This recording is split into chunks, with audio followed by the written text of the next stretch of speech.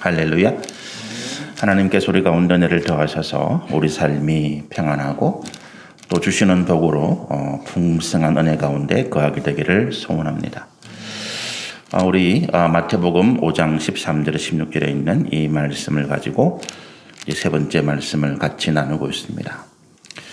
우리 5장 13절에 16절의 말씀은 예수님께서 산상수훈이라고 하는 말씀을 우리 가운데 주시면서 우리가 어떤 세상에서 우리가 어떤 존재이고 또 우리가 어떤 모습으로 살아가야 할지에 대해서 우리 가운데 주신 말씀이다 하는 거죠. 그러니까 그리스도인은 이런 삶이고 또 너희들은 이렇게 살아야 한다라고 하는 것들이 아주 압축되어 있는 그와 같은 말씀이 13절, 14절, 15절, 16절입니다. 두 가지죠. 너희는 세상의 소금이다. 그리고 또 하나는 너희는 세상의 빛이다. 이렇게 말씀하시죠. 5장 13절의 말씀이 너희가 세상의 소금이다 이렇게 말씀하셨는데 이 소금이라는 것은 뭘 말한다고요? 우리의 정체성이다. 그리스도인들은 어떤 사람인가라고 하는 거죠. 그리스도인의 삶은 어떤 것을 지향하는가, 어떤 것을 목적하는가라고 하는 것이 이 13절의 말씀입니다. 소금이 귀한 것이기 때문에 귀중의 여김을 받고 또 세상에서 그와 같이 가치를 가지고 있는데 예수님이 말씀하실 때에 너희가 그 맛을 잃어버리면 무슨 쓸데가 있겠느냐 이렇게 말씀하시는 거죠. 그리스도인들이 세상 가운데 살고 있다고 말씀을 드렸습니다. 그렇죠? 세상 가운데 살고 있다고 하는 것은 우리가 거룩한 하나님의 자녀이지만 세상의 여러 가지 악한 풍습과 문화와 관습 이런 것들로부터 영향을 받을 수밖에 없고 나도 모르게 조금씩 믿음의 본질에서 하나님의 말씀에 의해서 떠나가게 되는 그런 모습을 가지게 되더라라고 하는 것입니다. 그래서 예수님이 우리 가운데 경계하시는 거죠. 그 맛을 잃어버리지 않도록 하라. 그럼 예수님께서 말씀하시는 이 맛이라는 것이 무엇이냐라고 이야기할 때 우리 지난 주간의 말씀을 통해서 우리는 하나님을 기쁘시게 하는 삶이다라고 하는 것을 말씀을 통해서 우리가 하나님의 교훈과 또 은혜를 받습니다. 우리가 세상 가운데 지켜야 할 맛, 이것은 하나님을 기쁘시게 하는 삶. 이것이 그리스도인의 정체성이다라고 하는 거죠. 우리가 믿음의 선조들 가운데 창세기에 기록되어 있는 우리 인물 가운데 에녹이라고 하는 인물을 우리가 아시리라 생각합니다. 그가 365세, 그 당시로는 굉장히 짧은 인생입니다. 1000년을 사는 시대에 사람이 1000년을 살았는데 이 에녹이라는 인물은 365세를 살았으니까 평균 연령에서 한 3분의 1 정도 살은 분이죠. 요즘으로 치면 20대 후반, 30대 초반에 하나님의 부르심을 받았는데 그러나 그에게 하나님이 한 줄로 평가하는 말씀이 뭡니까? 그는 일평생 동안 하나님과 동행하면서 하나님을 기쁘시게 하는 자라 인정받았다라고 하는 거잖아요. 하나님께서 우리 인생을 평가하실 때 다른 것으로 평가하지 않는다는 거예요. 그 사람이 무엇을 했나, 어떤 결과, 어떤 업적물을 가졌나, 어떤 지위에서 어떻게 했나 이게 중요한 것이 아니고 하나님은 그래 네 인생이 나를 기쁘게 하였구나라고 하는 그거 한 가지로 우리에게 평가하시더라. 그래서 우리가 하나님을 기쁘시게 하는 삶을 우리 그리스도인의 정체성으로 가져야 된다. 그럼 하나님을 기쁘시게 하는 삶이 도대체 뭐냐? 구체적으로 우리가 하나님을 기쁘시게 해라고 하는 말은 참 많이 하는데 정작 어떻게 하는 것이 하나님을 기쁘시게 하는 것인가는 우리가 잘 알지 못하죠. 그래서 성경이 우리 가운데 구체적으로 가르치십니다. 갈라디아 5장에 있는 말씀 보면 우리가 육신의 정욕을 따르는 삶이 있고 성령을 따라 살아가는 삶의 내용이 구분되지요. 그래서 우리가 하나님을 기쁘시게 하는 삶이라고 하는 것은 세상의 정욕과 탐욕이나 권세나 우리 육신을 기쁘게 하는 그런 삶이 아니라 하나님의 공의와 사랑과 화평과 긍휼을 쫓아서 우리 안에 거룩한 성령의 열매들 사랑과 희락과 화평과 오래 참음과 자비와 양선과 충성과 온유와 절제라고 하는 이 성령의 9가지 열매를 맺는 이런 삶이 하나님을 기쁘시게 하는 삶이다라고 하는 것입니다. 우리 육신의 행위를 가지고 말하는 것이 아니라 우리 믿음이 우리 삶의 지향점이 우리가 하는 일들이 얼마나 하나님의 말씀에 합당한가라고 하는 기준을 가지고 우리가 이야기한다. 그래서 흔히 우리가 말할 때, 야, 우리가 뭐 성전 건축을 통해서 하나님을 기쁘시게 해야 된다. 그건 맞기는 맞는데, 그러나 그 성전 건축의 목적이 무엇이냐는 다른 부분들이죠. 우리가 성도를 한다. 우리가 구제를 한다. 믿음의 행위들이 우리가 사람을 기쁘게 하는 일이 될 수도 있고, 하나님을 기쁘시게 하는 일이 될 수도 있다는 거예요. 사도 바울이 선교에 매진하면서 일평생 그가 이방과 또 열방을 위해서 선교하면서 그가 이런 고백을 해요. 내가 하나님을 기쁘게 하랴, 사람을 기쁘게 하랴. 내가 만약에 사람을 기쁘게 한다면 나는 하나님의 종이 아니다. 사도 바울이 선교하면서 그런 고백을 한다니까요.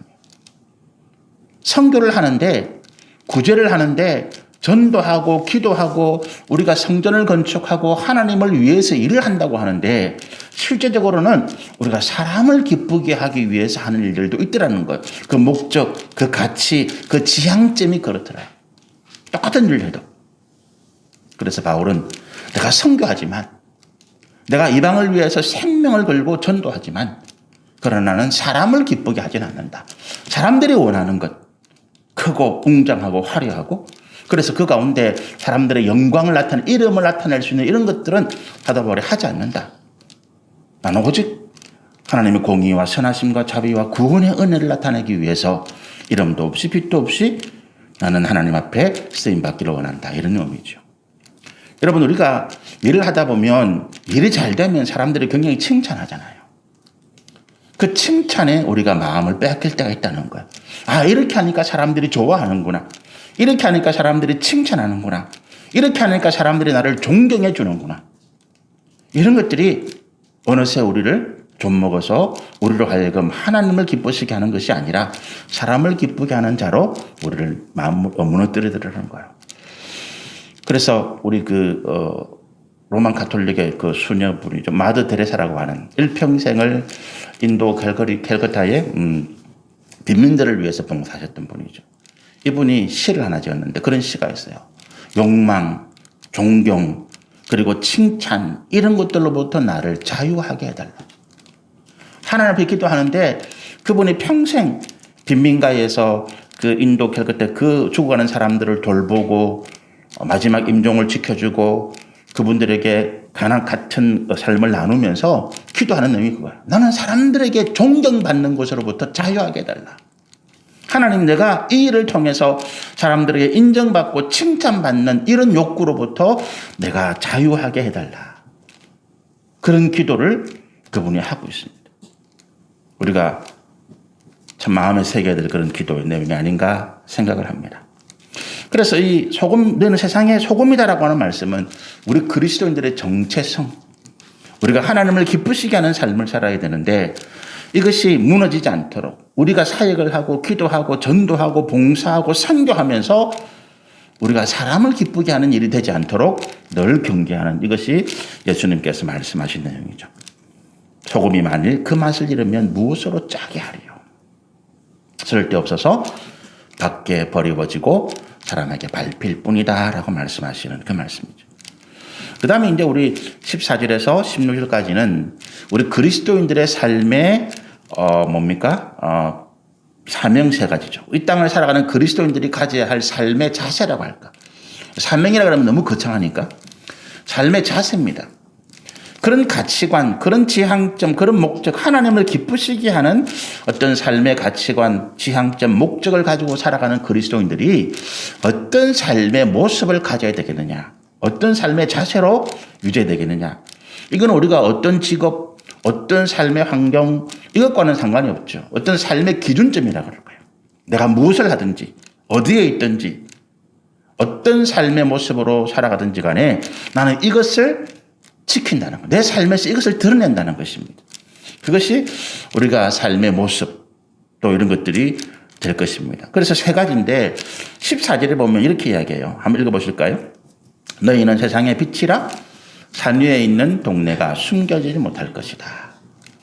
14절, 15절, 16절은 너희는 세상의 빛이다에 대한 말씀인데 첫 번째 우리가 삶의 가치, 삶의 모습이 뭐냐 하면 너희가 숨겨져서는 안 된다라고 하는 거예요. 너희는 세상에 드러나야 되는 존재다. 세상이 알 수 있도록 뭘요? 우리가 그리스도인이라고 하는 사실이에요. 여러분, 우리가 저도 직장생활 하면서 그리스도인이라는 사실에 대해서 숨기고 부끄러워하는 분들을 더 많이 봤거든요. 자기가 그리스도인이라는, 예수를 믿는다는, 교회를 다닌다는 것을 드러내지 못하는 사람들이 많습니다. 이유는 참 많아요. 내가 우리 사장님이 불교를 믿고, 아니면 뭐 내 상사가 교회 다니는 걸 싫어해서, 아니면 내가 뭐 세상 최고에서 그렇게 내가 참 하나님 앞에 인정받는 믿음이 아니기 때문에 혹시 뭐 사람들이 나를 네 교회 다니나 뭐 이런 식으로 놀릴까봐 자기 스스로 숨기는 사람들도 많아요. 그러나 예수님은 14절에서 뭐라고 말씀하시는가 하면, 산 위에 있는 동네가 숨겨지지 않는다. 산 꼭대기에 등대 같은 게 보면 높은 산 위에 있잖아요. 누구나 볼 수 있다는 거죠. 저기에 등대가 있구나. 저기에 교회가 있구나. 이 사람이 그리스도인이구나. 누구든지 알 수 있도록 너희 삶을 드러내라라고 하는 것입니다. 그것이 14절의 말씀이에요. 드러내라. 그리고 지난주에 말씀드린 것처럼 누구든지 교회를 출입할 수 있도록 하라. 드러났기 때문에 알 수 있도록 하라는 거예요. 자, 그러면 하나는 내가 나는 이 말씀 따라서 내가 그리스도인입니다라고 이야기하기에 참 부끄럽습니다. 스스로 그렇게 말할 수가 있을 텐데 어떻게 해야 되겠어요? 내가 그리스도인이라는 것, 내가 교회를 다니고 내가 목사라는 사실을 사람들이 알아서 부끄럽지 않도록 자기를 점검하고 자기를 말씀 가운데 세워가는 일들이 필요한 거죠. 우리가 감추면, 숨기면 나는 영원히 하나님의 믿음으로 온전한 모습으로 서지 못합니다. 우리 아이들이 공부할 때 자기 성적을 숨기는 사람들이 많아요. 부끄럽지. 나 못해요. 그러나 그렇게 해서는 발전이 없죠. 숨기면 안 되는 거예요. 병도 마찬가지 아닙니까? 내가 어떤 질병이 있다. 내가 고혈압이 있다. 당뇨가 있다. 내가 어떤 질병을 앓고 있다. 사람들이 이야기하는 거죠. 부끄러운 게 아니에요. 그렇게 해서 같이 도우는 거죠. 회복할 수 있도록. 제가 직장 다니면서 그리스도인이라고 고백하고 내가 사람들에게 직장에서 신호회를 만들고 기도 모임을 하고 점심때 성경공부를 하고 그래서 저 사람은 교회 다니는 사람이야 다 알게 됐을 때에 제가 결정적으로 제 삶을 돌아볼 계기가 하나 있었는데 뭐냐 하면, 제가 업무에 있어서 다른 사람들과 일을 관계하고 같이 협력하는 데서 제가 안 되더라는 거예요. 제가 너무 독선적이고 제가 너무 주도적이니까 제 마음에 안 드는 사람들에게는 가서 내가 화를 내고 너 그렇게 못하니 안 되니 그렇게 따지기도 하고 야단치기도 하고, 그렇게 사람들이 돌아서서 저거는 뭐 교회 다닌다면서 예수쟁이라면서 왜 저래? 이런 줄 알았는데 그런 이야기를 듣게 된 거죠. 결정적으로 제가 몇 번 고백드렸습니다마는 제 직장 바로 위에 상사인 우리 과장님과 문제가 생겨가지고 그분이 하는 게 너무 못하고 너무 어리석고 너무 안 되니까 늘 다투고 늘 문제가 생기고, 나중에는 그분이 저한테 이런 이야기 하더라고요. 네 말이 다 맞다. 네 말대로면 다 되겠는데 내가 기분이 나빠서 못하겠다. 그러면서 하는 말씀이, 사람이 누구든지 종교는 하나 가져야 되는 걸 내가 안다. 그런데 내가 절에도 다녀보고 내가 머리 깎고 스님이 되려고 생각해 봤는데 절은 아니더라. 불교는 아니더라. 근데 기독교가 맞는 것 같은데 난 네 때문에 교회 안 가. 그런 말씀을 들을 때 제가 얼마나 큰 충격을 받았는지 모릅니다. 일 잘하고 직장에서 성교회를 만들어서 기도하고 말씀을 가르치고 열심히 전도하고, 그런데 그리스도인으로서의 어떤 절제와 관용과 인내와 또 함께 품어가는 이런 것들이 없다 보니까 오히려 하나님의 영광을 가리게 되는 그런 일들이 생기더라는 거예요.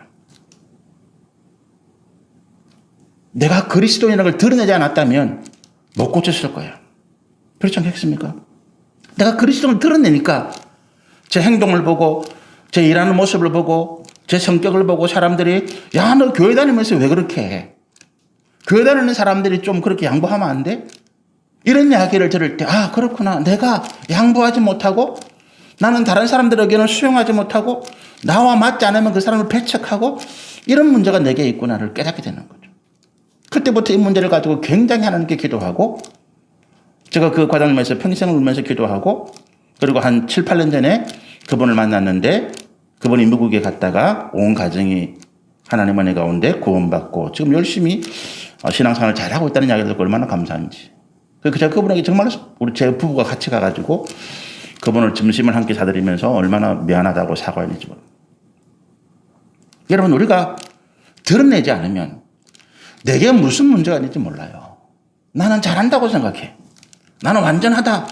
나같이 훌륭한 목사가 어디 있어? 나같이 기도 열심히 하는 사람, 나같이 이렇게 봉사 많이 하는 사람이 어디 있어? 그러나 감춰졌을 때는 그렇게 자기가 대단한 사람인 줄 알지만 드러날 때 비로소 내 문제가 하나님으로부터 평가받고 사람들로부터 평가받게 되는 것입니다. 평가를 받아야 돼요. 교회도 세상으로부터 평가를 받아야 되고 목사도 평가를 받아야 되고 우리 믿음도 누구로부터 평가를 받아야 됩니까? 세상으로부터 평가를 받아야 돼요. 여러분, 우리가 사도행전 4장, 5장, 6장에 보면 그 예루살렘 교회에서 봉사하고 섬기는 문제를 가지고 이제 일꾼들, 집사님들을 세우는데 그 기준이 뭔지 아십니까? 교회에서 열심히 봉사하는 사람, 기도 많이 하는 사람, 물론 그것도 중요한데 가장 중요한 기준이 한 가지 있어요. 성경을 보시면 세상 사람들로부터 칭찬받는 사람. 세상으로부터 칭찬받는 사람. 하나님 교회에 일꾼을 세우는데 장로님을 세우고 권사님을 세우고 집사님을 세우는데 그 기준이 세상으로부터 칭찬받는 사람이라는 거예요. 그게 사도행 6장에 나와 있는 말이에요. 성령이 충만하면서 성령이 충만하다 믿음이 좋은 사람이잖아요. 동시에 믿음이 좋은 사람이라면 정말로 그가 믿음의 사람이라면 세상으로부터도 칭찬받아야 된다. 아, 그래, 저 사람 양보도 잘하고 저 사람 남도 잘 도우고 저 사람 숨어서 봉사도 많이 하고 저런 인물이 없어. 교회 다니지 않는 사람이 우리를 그렇게 평가해야 된다는 거예요. 저기 저 예주사님 참 훌륭해. 그렇잖아요. 세상 사람들이, 내 주변에 있는 가족들이, 내 안 믿는 가족들, 내 안 믿는 형제, 내 안 믿는 친지들이 너 교회 다니는 데에서 왜 그래? 이런 이야기를 듣는다면 우리는 하나님 앞에 믿음으로 온전하게 인정받는 사람이 아니다는 거예요. 그것이 오늘 하나님께서 말씀하시는 말씀입니다. 14절. 너희가 드러나야 된다. 숨겨져서는 안 된다. 너희는 세상의 빛이다라고 하는 거죠. 그 다음에 15절 말씀 한번 보실까요? 사람이 등불을 켜서 발 아래에 두지 아니하고 등경 위에 두나니 이러므로 집안 모든 사람에게 비치느니라. 우리 삶의 그리스도인들의 삶의 자세 두 번째는 뭐냐 하면 비추어라는 거예요. 비추어라. 내 안에 있는 하나님의 선한 것, 하나님의 거룩한 것, 진리를 비추라, 나타내라죠. 나타내어서 사람들이 그것을 보게 하라는 거예요. 여러분, 우리가 빛을 직접 보지는 못합니다. 이 빛이 지금 우리가 보는 것입니까? 아니에요. 뭔가 물체의 반사가 되는 거죠. 세상의 사람들이 하나님이 계시다는 것을 모릅니다. 하나님이 계시면 우리 가운데 보여달라. 그럼 내가 믿겠다. 이런 사람들이 참 많아요. 우리가 눈에 보이지 않는 하나님을 어떻게 사람들에게 보여줍니까? 이 부분이에요. 너희가 빛을 비추라, 나타내라고 말씀하시는 거예요. 사람들이 너희를 보고 하나님을 볼 수 있도록 하라는 거죠. 예수님이 하나님이시라는 사실에 대해서 성경이 자꾸 이야기하고 예수님 본인도 제자들에게 하나님이라는 사실을 자꾸 이야기합니다. 그런데 제자들이 안 믿어요. 그중에 어떤 제자는 예수님 우리에게 하나님을 좀 보여주십시오.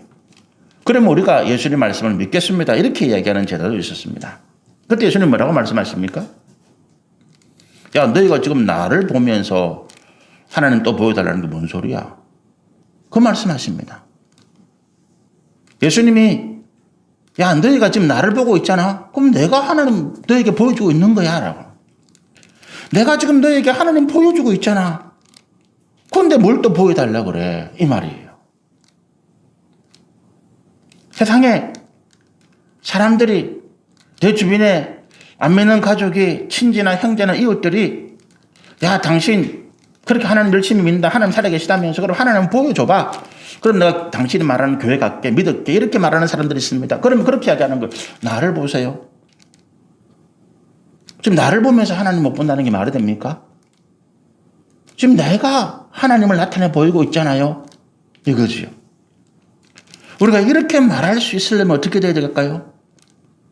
내 말하는 것이 내 살아가는 삶의 행동이 선하고 거룩하고 진리고 하나님께서 기뻐하시는 온전한 모습이 되어질 때 가능한 거잖아요. 그래서 14절의 말씀을 다시 들어가면 너희가 드러내야 된다는 그 말이에요. 세상에 나타나라는 것입니다. 그래서 우리의 부족한 것, 연약한 것을 하나님께서 연단하고 고치셔서 새롭게 만드신 다음에 사람들 앞에 우리의 모습이 바뀌고 변화된 것을 사람들이 알게 하는 거죠. 훌륭한 의사는 뭡니까? 훌륭하다고 명예라고 소문하는 의사들은 병자를 고치잖아요. 병자를 고치잖아요. 우리가 어떤 병원에 가서 우리가 참 힘들고 어려운 병을 고침받았습니다. 그럼 우리가 그 병원 의사 말 안 해도 선전할 거 아니에요. 야, 그 병원 의사 대단해 훌륭해. 내가 이렇게 아파갔는데 이렇게 치료해가지고 내가 다 나았어. 그게 그 의사를 나타내는 거잖아요. 우리가 돈 받고 병원 선전해 줍니까? 아닙니다. 내가 나은 게 너무 감사해서, 내가 나은 게 너무 고마워서, 내가 나은 게 너무 좋아서 그와 같이 병을 앓는 사람들에게 야, 너 그런 병이 있어? 그 병원 가봐. 그 의사 만나봐. 고치받는다. 그게 그 의사를 나타내는 거잖아요. 여러분, 우리가 세상에 처음에 드러날 때 우리의 연약함도 있고 우리의 부족함도 있고 어리석음도 있고 안 믿는 가족들이 야, 너 뭐 교회 다닌다면서 그래? 목사가 뭐 그래? 장로가 뭐 그래? 권사가 뭐 그래? 그런 이야기를 수차게 들었거든요. 저도 직장 다니면서 그런 이야기를 들었고 제가 결혼생활 하면서 제 가족이나 제 친지들이나 형제들에게 그런 이야기를 많이 들었거든요. 그런데 하나님께서 우리를 고치시는 과정들을 우리가 경험하면서 사람들에게 조금씩 우리의 변화된 모습들을 보여주는 거죠. 작년이 다르고 올해가 다른 거예요. 어제가 다르고 오늘이 다른 것입니다. 그래서 지금은 안 믿는 우리 형제들, 안 믿는 우리 가족들이 저들을 보고 우리 부러워합니다. 우리가 뭐 부러워할 게 뭐 있겠습니까? 그런데 부러워해요. 왜 부러워하는지 아십니까? 우리가 조금씩 변화받고 고침받고 가장 결정적인 거는 뭐냐 하면 어떤 상황 어려움 가운데서도 우리가 무너지지 않고 절망하지 않고 원망하지 않고 불평하지 않고 그냥 감사하고 즐겁고 기쁘게 살아가더라는 거예요. 돌아가신 제 선친이 9대 종손입니다. 그분이 저희 가정에 오셔서 예수를 믿었어요. 예수를 영접했거든. 창원에 있을 때 75대. 근데 그분이 왜 예수를 믿었냐? 9대 종손인데 저희 가정에 와서 제가 직장 다니면서 아내가 어려워서 부업도 하고 힘들고 고통스럽게 지내고 있는데 저희 어머니가 돌아가시고 이제 형제들이 아버님을 돌아가면서 모시는 그런 상황인데 우리 집에 오신 거예요. 보니까 다른 형제들은 다른 자녀들은 다 잘 살고 괜찮은데 우리 집에 오니까 이거 뭐 방도 좁은 거 2개 있고 먹는 것도 시원찮고 며느리는 늘 뭐 애 돌보면서 부업하고 바쁘고 힘들고 뭐 아들이라고 월급 조그만 게 받아와가지고 우리 사는데 보니까 며느리가 늘 웃는단 말이에요. 늘 웃어.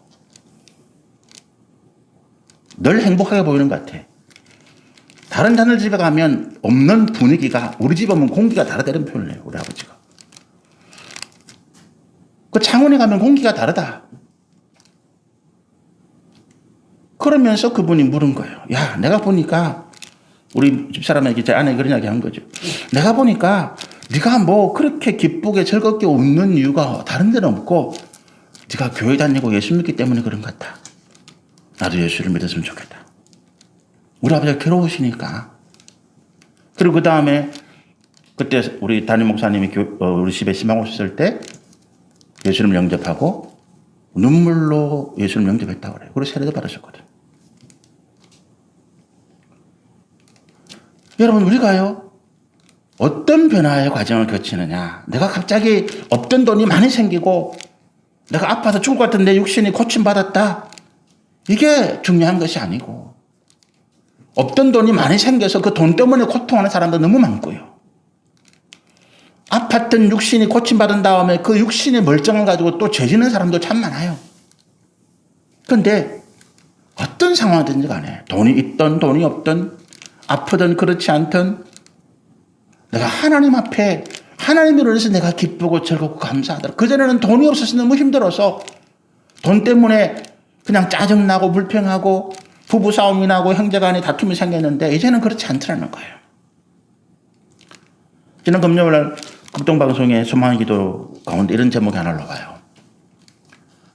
자기 아버지 이름을 적고 그 아버지가 암으로 투병 중인데 간암 정도 사기인데 병원에서 이번에 검사해 보니까 그 혈관 주변에 암이 전이돼 가지고 혈관을 누르는 바람에 더 이상 치료가 불가능할 것 같다. 이런 이야기를 들었다는 거예요. 그 딸이 기도가 올라왔어요. 온 가족이 이제 안 된다는 걸 아는 거예요. 그러면서 그 딸이 우리 아버지 고쳐주세요. 근데 제가 그 기도를 보면서 그런 이야기 했어요. 죽고 사는 문제는 하나님께 달린 것인데 우리가 하나님의 부르시는 그날까지 감사와 기쁨과 찬양은 뺏겨서는 안 될 것 같다. 우리 아버지는 죽는구나. 그 암에 걸리신 분도 야 이제 내 살 날이 얼마 남았구나. 고통, 절망, 내가 인생이 왜 이랬나. 온 가정이 이제 우리 아버지 어떡하지. 그런 슬픔이 아니라 어떤 상황에서 내가 하나님을 믿는 하나님 안에 있는 이 기쁨과 감사와 찬양은 빼앗기지 말아야 될 것 같아. 낫고 안 낫고는 하나님께 기도하면서 하나님의 응답을 기다리지만 그러나 안 낫는다고 못 고친다고 우리가 좌절하고 절망하고 고통하는 것은 믿음이 아니다. 어떤 상황에서도 우리가 하나님을 바라보면서 그 하나님이 주시는 기쁨과 감사를 잃어버리지 말라는 거예요. 그게 우리 삶의 변화예요. 그게 우리 삶의 변화입니다. 사업이 잘 되니까 내가 돈을 많이 버니까 우리 자식이 잘 되니까 내가 기뻐하고 감사하고 그건 누구나 할 수 있는 문제예요. 그런데 내가 암에 걸려서 더 이상 치료할 길이 없어서 이제 얼마 안 남았습니다. 6개월 남았습니다. 3개월 남았습니다. 그런 이야기를 듣게 되든지 아니면 내 사업이 다 실패하고 망해서 내가 그냥말로 길거리에 쫓겨날 그런 상황이 되든지 아니면 내 자녀가 어떤 문제를 일으키고 고통 가운데 정말로 사람들로부터 힘든 그런 상황 가운데 있든지 상관없이 나는 하나님 때문에 나는 암에 걸려도 나는 전 재산을 잃어도 내 자녀의 문제를 하나님께서 해결해 주실 것이다. 그래서 기도하고 하나님 말씀을 의지해서 내 믿음, 내 기쁨, 내 감사, 내 찬양을 잃어버리지 않는다면 어떻게 된다고요? 주변의 사람들이 그래 네가 믿는 그 하나님 나도 믿고 싶다. 돈은 많은데 고통하는 사람이 너무 많다니까요. 육신은 멀쩡한데 그 멀쩡한 육신을 가지고 엄난과 악한 죄악 가운데 살아감으로써 가정이 깨어지고 문제가 생기는 사람들 너무 많아.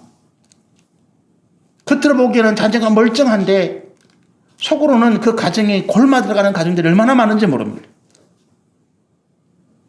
그런데 거기에 우리가 소망을 주는 거죠. 그게 문제가 아니라는 거예요. 하나님이 나를 변화시키시고 내가 하나님을 온전히 의지하고 하나님을 온전히 신뢰해 나갈 때 하나님이 내게 주시는 기쁨, 그 기쁨이 어디서 옵니까? 내가 하나님을 절대적으로 신뢰하더라는 거예요. 내 인생은 암으로, 내 인생은 돈 때문에, 내 인생은 여러 가지 가정의 문제 때문에 무너지지 않는다는 거예요. 다시 하나님이 나를 이렇게 세우실 것이라는 그 믿음 때문에 나는 기뻐하고 감사하고 나는 여전히 찬양하고 하나님 앞에 예배 가운데 내가 나갈 수 있더라는 거예요. 그걸 보는 거죠. 예수님 제자들에게 하신 말씀이 뭐겠습니까? 야, 내가 하나님인데 쟤들은 하나님 보여달라는 게 뭐겠습니까? 이스라엘 왕으로 오신 하나님. 자기들 세상 가운데 종기한 자로 만들어주신 하나님을 찾았거든. 근데 예수님 그거 안 보이니까 예수님 하나님 어디 계세요? 예수님 뭐라고 말씀하십니까? 내가 하나님이다. 고난 가운데, 고통 가운데, 죄악 가운데 죽어가는 너희를 살리고 구원하는 이 땅에 온 그가 바로 나다. 그래서 예수님이 그 말씀하신 거예요. 내가 하나님인데 너가 어디서 찾느냐는 거예요. 그것이 오늘 15절의 말씀입니다. 사람들이 포기하는 거예요. 그 자기들의 문제를 또 보는 거예요. 아, 저 교회 다니는 저 집사님은, 저 권사님은, 야, 저래 힘들어도 우리가 볼 때는 금방 망할 것 같고 금방 뭐 어떻게 될 것 같은 사람인데 늘 저렇게 기쁘고 감사하고 온 가족이 웃으면서 화목하게 지내는 거 참 부럽다. 어떻게 저렇게 될 수 있을까? 그런데 우리 가정 보니까 돈도 많고 아이들 좋은 대학 다 들어갔고 건강하고, 그런데 우리는 왜 이렇게 맨날 짜증내고 집안에 싸우고 맨날 이렇게 분란과 불평만 일어나는가? 그 차이를 보는 거예요. 그것이 오늘 15절의 말씀입니다. 등불을 켜서 발 아래 두지 말고 정경 위에 두어서 집안 모든 사람에게 비추게 하라. 내 모습도 드러나고 또 내 주변에 하나님을 알지 못하는 사람들의 죄악도 악한 것도 고통도 드러나게 해서, 그래 내가 저 하나님, 내가 저 구원의 은혜를 나도 함께 누릴 수 있다면 하나님의 구원을 바라는 그들에게 우리가 하나님의 말씀을 전하고 하나님 앞 이름으로 기도해주고 그들을 섬겨나갈 때 하나님의 구원하심 그들 가운데 임하게 될 줄로 그렇게 믿습니다. 16절 말씀입니다. 세 번째 삶의 자세죠.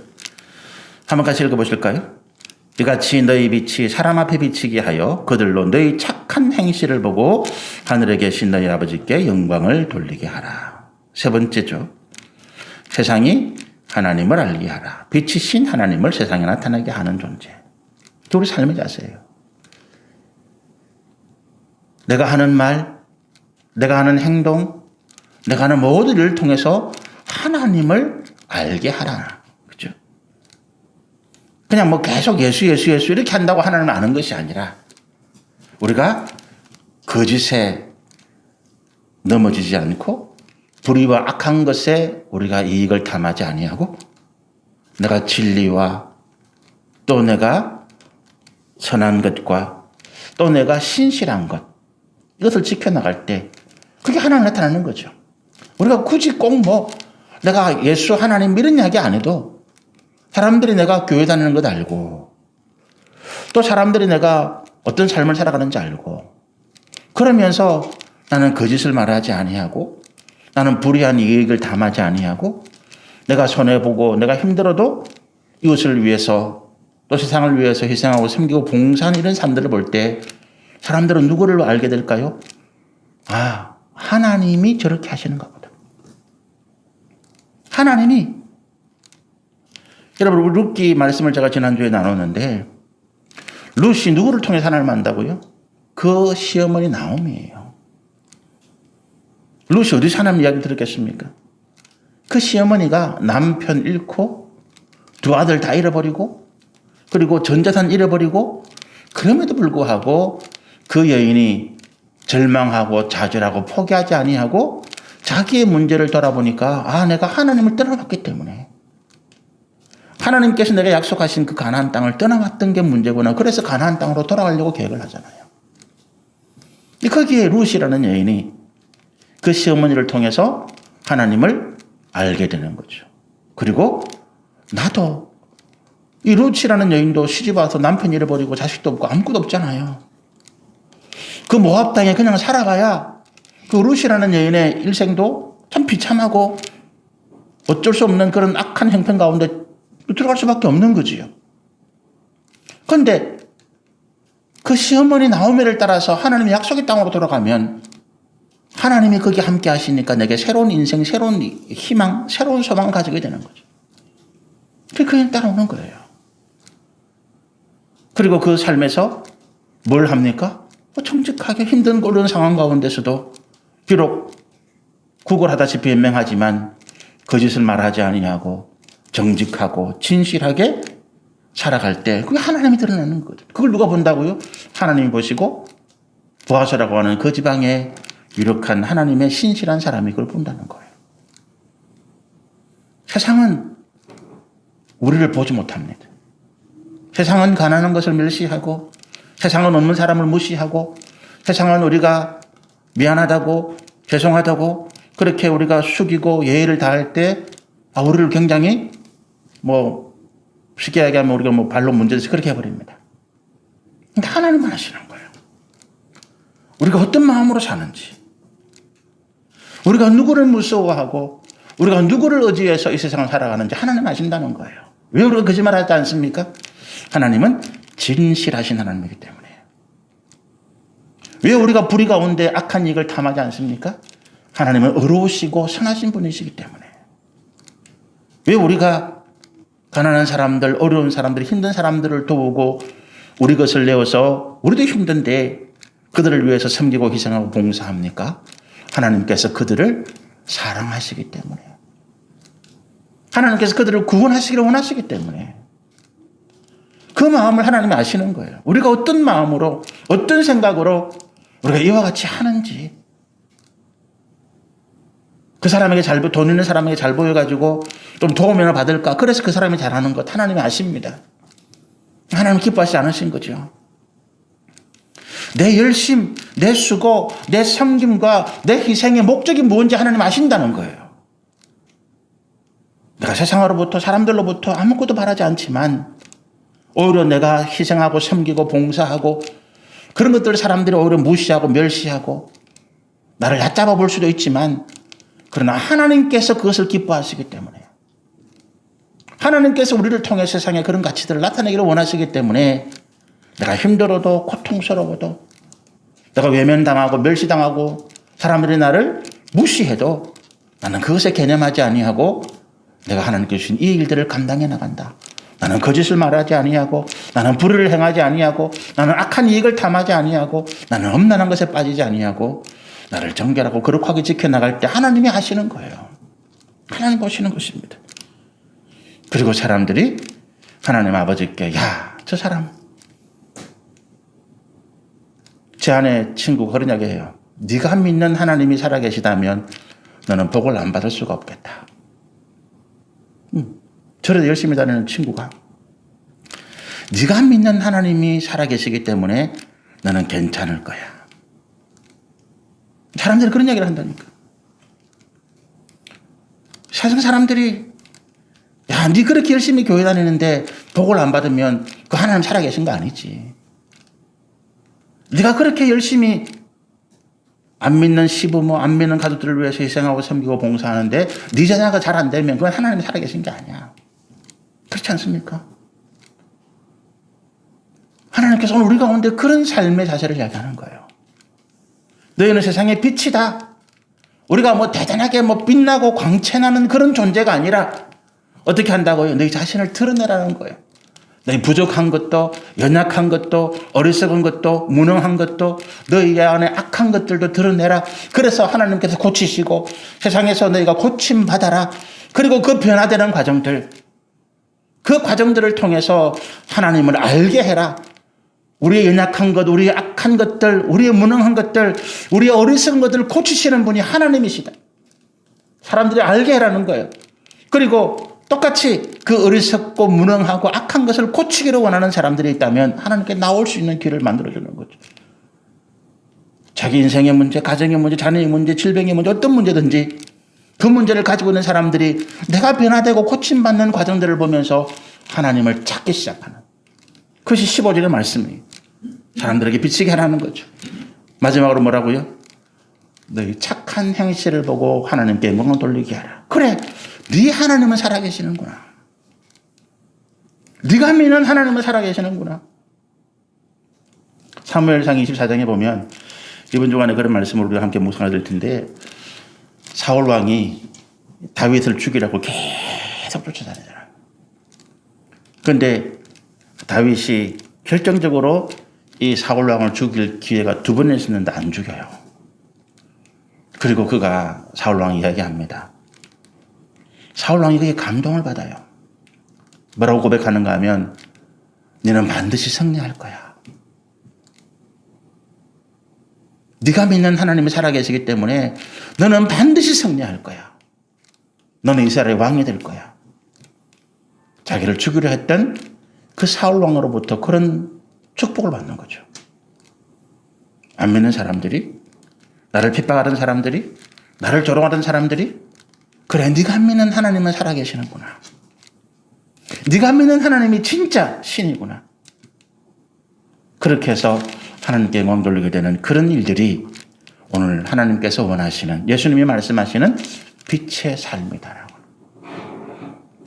주께서 우리 가운데 그런 일을 감당할 수 있도록 우리를 고치시고 새롭게 하시고 우리 삶에 은혜를 더해 주시기를 소원하고 축복합니다. 마지막으로 한 가지만 말씀을 더하고 마치려고 합니다. 구약시대에 성전에, 그 성전 안에 보면 지성소라고 해서 하나님의 법궤가 있는 자리는 아무도 못 들어가요. 근데 그 성전 3분의 2 정도 되는 이렇게 칸을 질러놨는데 그 앞에 보면 세 가지가 있습니다. 떡상이 있고 등잔이 있고 향로가 있어요. 매일 제사장이 그 성전에 들어가서 등잔을 관리합니다. 떡은 일주일에 한 번씩 안식일마다 올리니까 우리가 주일날 예배처럼 그렇게 하는 거예요. 향로는 기도입니다. 그 향을 사르면서 기도하고. 등잔을 관리합니다. 어떻게 관리할까요? 등잔에 기름이 있어야 타잖아요. 기름을 채우고. 거름이 있으면 빛이 잘 안 나니까 거름을 닦고. 이걸 세상이 매일 해요. 너희는 세상의 빛이다, 소금이다. 우리가 어떻게 하나님의 거룩한 은혜 가운데 우리의 삶의 정체성을 잃지 않고 우리 삶의 자세를 계속 그렇게 믿음으로 유지해 갈 수 있습니까? 이거예요. 매일매일 나를 돌아보면서 기도하고 내 삶의 기름, 등잔의 기름, 성령의 충만한 은혜를 간구하고 그리고 나를 정결케 닦는 거예요. 내 죄악도, 내 욕심도, 내가 세상을 향해서 원망하고 불평하고 근심하는 이 모든 것들도 다 닦아내면서 하나님, 내가 주님 앞에 온전한 믿음의 사람이 되게 해달라고. 이것이 우리가 매일의 기도와 말씀과 경건의 시간들입니다. 이게 있어야 오늘 예수님 말씀하신 이 세상의 빛이라고 하는 우리 삶의 자세를 유지할 수 있어요. 가질 수 있습니다. 한번 시작할 수는 있습니다. 그러나 지속되기 위해서는 계속해서 성령의 충만하심을 우리 가운데 임해야 되고 우리가 스스로 더러운 것들을 닦아내는 정결함을 유지해야만 이 일들이 가능한 것입니다. 하나님 앞에서 우리가 또 결단하고 또 고백하면서 주님, 내가 이 일을 포기하지 않겠습니다. 주님 오실 때까지 내가 이 기도하고 나 스스로를 말씀 가운데 정결케 하는 이 일들을 내가 포기하지 않겠습니다. 우리 같이 한번 기도하시면 좋겠습니다. 걸어가신 하나님.